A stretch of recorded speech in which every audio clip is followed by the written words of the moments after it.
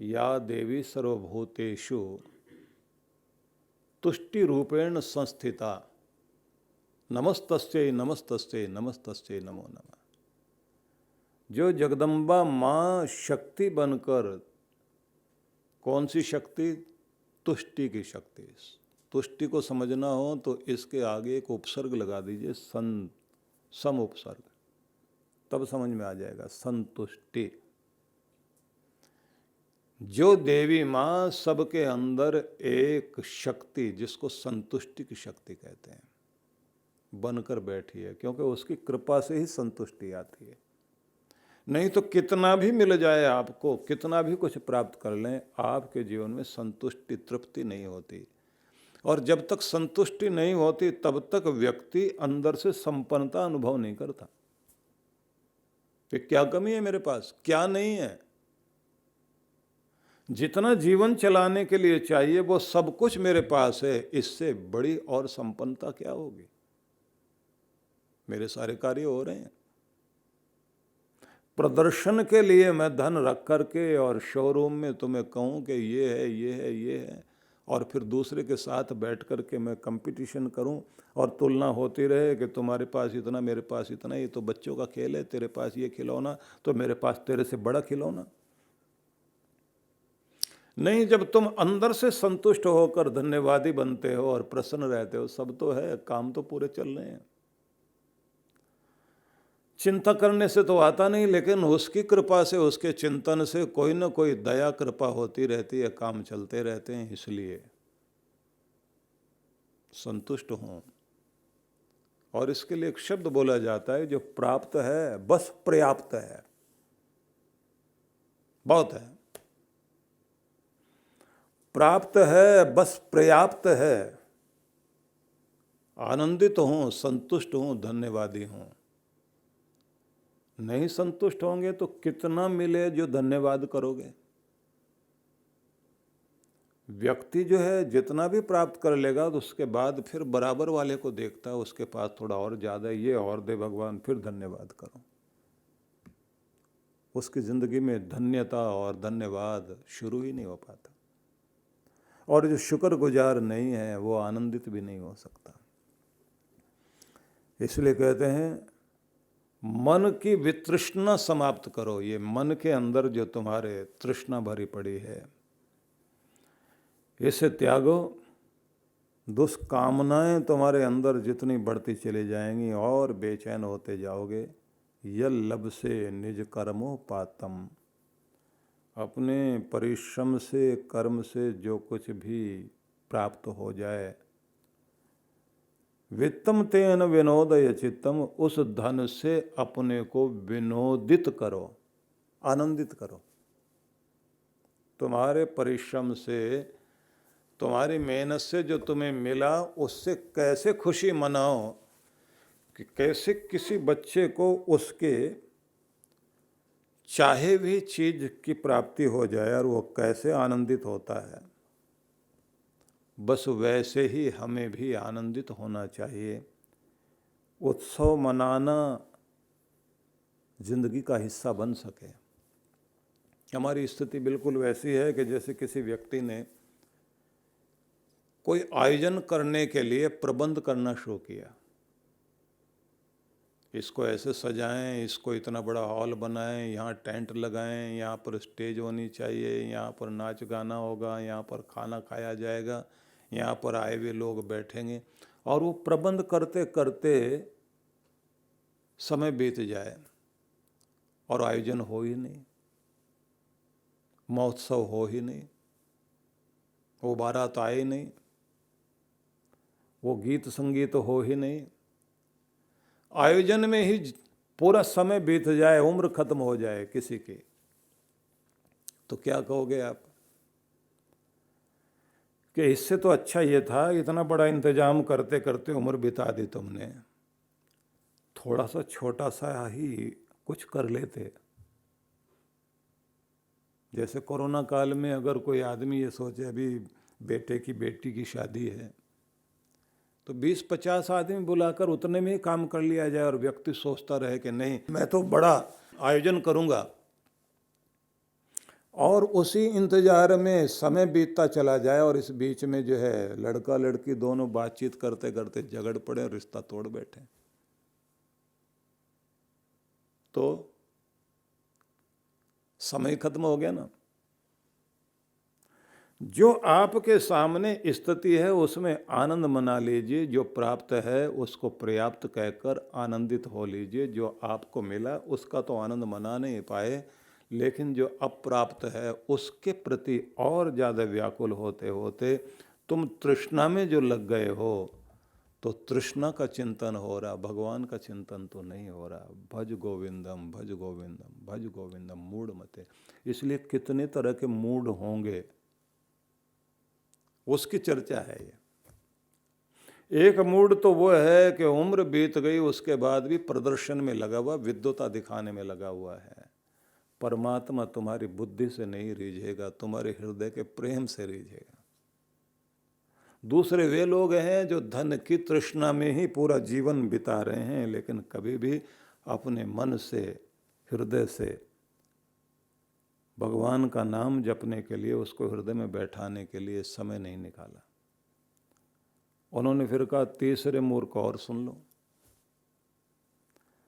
नारी स्तन भरनाभिदेशम दृष्ट्वा मागा मोहावेशम एतान मानसा वसाद विकारम मनसि विचिन्ते वारम वारम।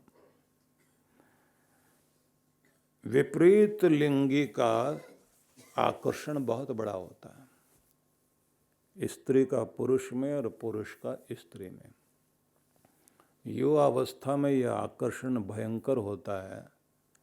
आदि शंकर ने पुरुष को सामने रख कर के समझाना शुरू किया कि तुम्हारे विपरीत में देह एक नारी देह है, जिसके विषय में तुम्हारे मन में तरह तरह के विकार जागते हैं, और अगर तुम उन विकारों में ही रात दिन सोचते सोचते समय बिता रहे हो, तो थोड़ा चिंतन गहरे ढंग से कर लेना कि जो सुंदरता तुम्हें दिखाई देती है वो है क्या। मांस वसा मतलब मांस और चर्बी, खून और हड्डी, उसका ही एक विकार है शरीर, पुरुष का हो या स्त्री का हो। और इसको जैसे तुम चिंतन करोगे तो समझ में आएगा कि तुम किस विचित्र आकर्षण में पड़कर, जिसके आकर्षण में बंधने के लिए दुनिया में आए थे, खोज करने आए थे परमात्मा की, और किस मोह ममता में पड़कर अपने आप को मूर्ख बना रहे हो। इसके विषय में बहुत तरह तरह के उदाहरण दिए जाते हैं। महान पुरुष लोग जो है बहुत तरह के उदाहरण देते हैं कि बहुत सुंदर कोई युवा सन्यासी ज्ञान विज्ञान में बड़ा ही निष्णात व्यक्ति था। गुरु ने उसको कहा कि जाओ खुद को जगाओ और नगर को जगाओ और जाकर भजन करो, साथ साथ में भिक्षावृत्ति करते हुए अपने तन का पोषण करना, और 3 दिन से अधिक कहीं रुकना नहीं। अब कथाएं हैं लेकिन सार बता देता हूँ। भिक्षा मांगते मांगते, मांगने के लिए जैसे समय हुआ तो चलते चलते उसने एक जगह संगीत सुना। अच्छा लगा उसको, उसके मन में आया यहाँ भिक्षा मांगनी चाहिए, यहीं जाना चाहिए। अलग निरंजन करना था, ऊपर गए तो सीढ़ियाँ चढ़ते हुए देखा एक तरुणी नृत्य कर रही है, एक महिला उसके साथ बैठी हुई है, संगीत चल रहा है। उसके लंबे केस, सुंदर देह यष्टि, और जैसे जैसे उसने नृत्य शुरू किया तो ये अपना अलग निरंजन भी कहना भूल गया, खड़ा वहीं। नृत्य करते करते उस महिला ने इशारा किया, क्या बात है। इन्होंने इशारा करके कहा नहीं आप चालू रखिए। अब ये वहां बैठ गए। किसी गणिका का वो घर था, नृत्यांगना साथ साथ में वो गणिका का कार्य करती थी। अब वहाँ बैठा हुआ, अब इसने जो साहित्य पढ़ा था उसको ध्यान में लेकर इसने केश विन्यास से शुरुआत की, और नायिका का वर्णन जो साहित्य में किया हुआ वो सारा उसने वर्णन वही श्लोक बोले मन मन में, और दोहराते दोहराते कहे कि ये उनकी नायिका, वो नाटककार ने जो लिखा बिल्कुल वैसी है। और ये सब कुछ करते करते जैसे उस महिला ने नृत्य बीच में बंद किया और कहा कि महाराज क्या बात है? बोले भिक्षा मांगने आए थे, लेकिन अब तो मन करता है कि हम यहाँ रुक जाएं। और गुरु ने ये कहा था कि अगर पूरी तरह से मुक्त होकर दुनिया से तुम चल सकते हो तब तो बहुत अच्छी बात है। तो हमने गुरु से कहा था कि सदगुरु हम तो मुक्त होना चाहते हैं, संसार की तरफ तो पीठ करना चाहते हैं। सदगुरु ने कह दिया कि बेटा पहले ये देख लो कि तुम्हारे मन में कोई तृष्णा तो नहीं है। संसार की अगर तृष्णा तुम्हारे अंदर है तो उसकी परीक्षा तो संसार में ही होगी, और अगर मन में तृष्णा है तो फिर जो है साधु वाले मार्ग पर आगे न बढ़ करके तो तुम गृहस्थ हो जाना। तो हमने तो जिद करके वस्त्र पहन लिए, लेकिन आज तुम्हारा नृत्य देखा, सारा साहित्य पढ़ा हुआ, हमारा तो समझ में ये आ गया कि बस हम तो यहीं रहें और यहीं बस जाएं। विवाह तक भी करने को तैयार हैं। उस तरुणी ने कह दिया कि यहाँ विवाह नहीं होता, जो तुम्हारे मन में तृष्णा है वो जरूर तुम्हारी पूरी हो सकती है। बोले अभी तो हमारी इच्छा यही है हम यहाँ रह जाएं और हमारे मन की तृष्णा भी पूरी हो जाए। तो उस तरुणी ने कह दिया तो फिर 7 दिन आप बाद आइए। और कथा में तो बहुत विचित्र बात कही जाती है कि 7 दिन बाद जब वो आया तो उससे पहले इस तरुणी ने अपने नाई को बुला के जिन बालों की वो तारीफ कर रहा था पहले तो वो कटवाए, और फिर कोई दवाई खाई उसने जिससे उसको जो है पेट में हलचल शुरू हो गई और उसको दस्त लग गए, लूज मोशन हो गए। और जिस कमरे में उसने अपने आप को माँ से कहकर बंद कर लिया था और कह दिया था कि मैंने इस सन्यासी को जगाना है क्योंकि ये गुरु से शिक्षा लेकर संसार की तरफ आ तो गया लेकिन संसार के भव बंधन में न बंध जाए, तो इसलिए इसको शिक्षा देना बहुत जरूरी है। माँ बहुत डांटती रही, क्यों अपने बाल कटवा रही थी। उसने कहा कि ये सब आवश्यक है और 7 दिन के लिए बंद कर लिया अपने आप को। 7वें दिन जैसे सन्यासी आया, उसने सीढ़ियाँ चढ़ी तो एक नौकर ने कह दिया कि आप आगे चले जाइए, वो तरुणी आपको बुला रही है,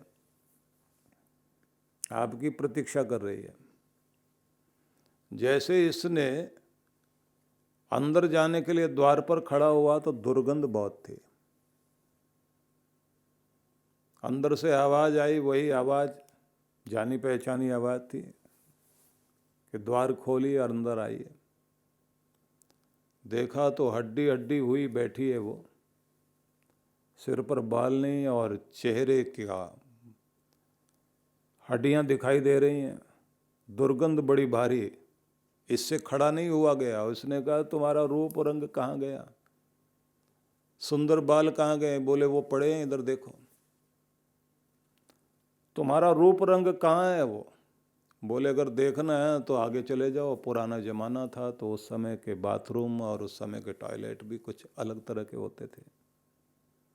उसने कहा बस उधर चले जाओ। जैसे वो गया और वहाँ गंदगी देखी, उल्टी होने को हो गई उसको।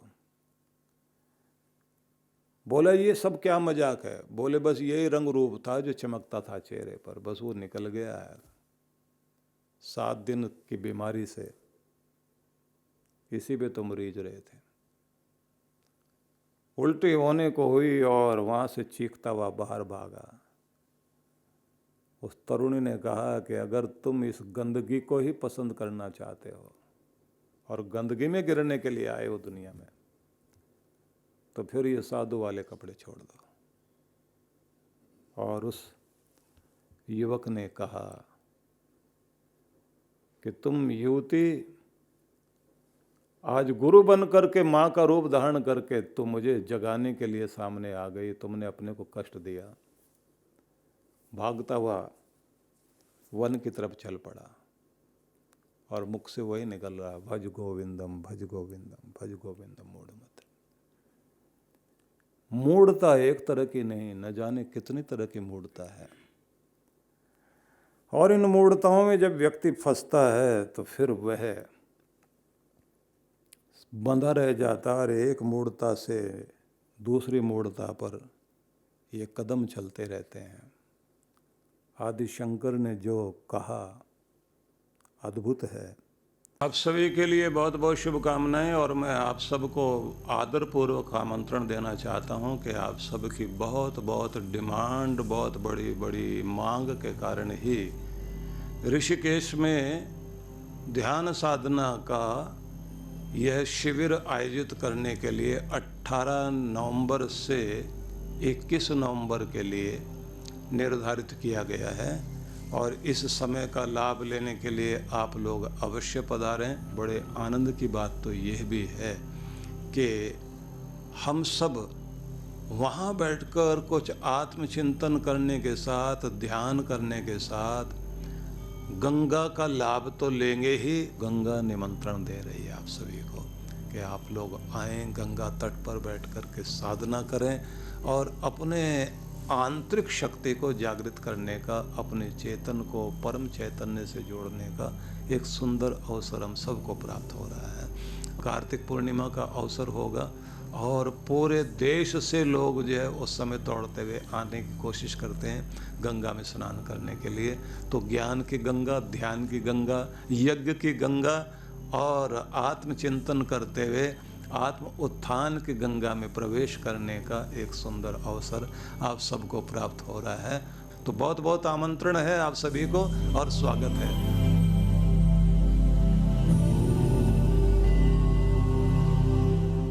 सद्गुरु श्री सुधांशु जी महाराज द्वारा मानव सेवा को समर्पित संस्था विश्व जागृति मिशन वर्ष 1991 से धर्म, समाज एवं मानवता की सेवा में संलग्न है। यह संस्था 90 मंडलों, सेवा केंद्रों के माध्यम से न केवल भारत अपितु देश के बाहर अनेक देशों में सेवा के कार्य कर रही है। संस्था की स्थापना से लेकर अब तक विगत 30 वर्षों में जहां लोगों को सन्मार्ग पर प्रेरित करने के उद्देश्य से गुरुवर ने 7000 से अधिक प्रवचन दिए हैं, वहीं देश के राज्य की राजधानियों व प्रमुख नगरों में लगभग 40 आश्रम, 25 मंदिर, सत्संग भवन व ध्यान साधना केंद्रों का निर्माण हुआ है। दिल्ली में करुणा सिंधु धर्मार्थ अस्पताल एवं फरीदाबाद के आरोग्य धाम अस्पताल में लाखों जरूरतमंद रोगियों का उपचार व ऑपरेशन किया गया है। अनाथ गरीब बच्चों के लिए सूरत में अनाथाश्रम, दिल्ली एवं कानपुर में गुरुकुल, फरीदाबाद में ज्ञानदीप विद्यालय, मुरादाबाद में सृजन प्राइमरी स्कूल, झारखंड के रुक्का खूंटी गांव में आदिवासी बच्चों के लिए 2 पब्लिक स्कूल समेत दिल्ली में उपदेशक महाविद्यालय भी बनाया गया है। इन शैक्षणिक संस्थाओं में लगभग 2500 बच्चों को शिक्षित व संस्कारित किया जाता है। दिल्ली के आनंद धाम आश्रम में जहां वृद्धाश्रम एवं वानप्रस्थ संचालित हैं, वहीं आश्रम की कामधेनु गौशाला में 125 गौओं की सेवा की जाती है। कामधेनु गौशाला की तरह ही देश के प्रमुख नगरों में 7 अन्य गौशालाएं भी संचालित हैं। साथ ही पूजा पाठ, यज्ञ अनुष्ठान से लोगों में धार्मिक भावना जागृत की जाती है। ओम अग्नये सप्तजिह्वाय स्वाहा, ओम अग्नये हव्यवाहनाय स्वाहा, ओम अग्नये शोधनजाताय स्वाहा। गरीब जरूरतमंद महिलाओं को सक्षम बनाने के लिए जहां कई तरह के प्रशिक्षण दिए जाते हैं, वहीं गरीब कन्याओं के विवाह में सहयोग भी किया जाता है। प्राकृतिक आपदा जैसे कि बाढ़, भूकंप, तूफान आदि में जहां मिशन द्वारा प्रधानमंत्री राहत कोष में सहयोग किया जाता है, वहीं जैसे वर्तमान में चल रही महामारी कोरोना संकट काल में जरूरतमंदों को भोजन, राशन किट व सांसों के संकट से जूझ रहे जरूरतमंद मरीजों को देश विदेश से मंगाकर ऑक्सीजन कंसंट्रेटर बांटे गए। मानव सेवा को ईश्वर भक्ति मानते हुए सेवा परमो धर्म के भाव से विश्व जागृति मिशन के सेवा कार्य निरंतर जारी हैं। आइए मिशन के सेवा पथ पर बढ़ते कदमों में कदम से कदम मिलाकर चलें और मानवता की सेवा में दान सहयोग कर पुण्य के भागीदार बनें।